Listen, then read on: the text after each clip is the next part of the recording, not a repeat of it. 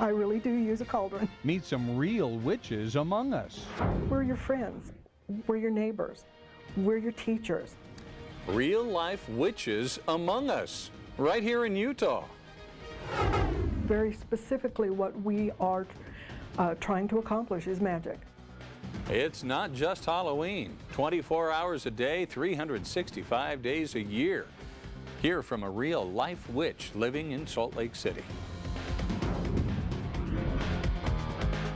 A spell is energy directed. Rituals, spells, and magic isn't just during Halloween. Coming up, a look inside a witch's temple. Well, there is a lot you may not know about witches. The Pentagon hired their first witch as a U.S. chaplain. Up next, a look into the life of casting spells and performing rituals from a witch. Halloween is a season of make-believe for most. Ghouls, goblins, and vampires may knock at your door tomorrow night looking for treats. But for some Utahns, Halloween is a season for spells, rituals, and real-life witches.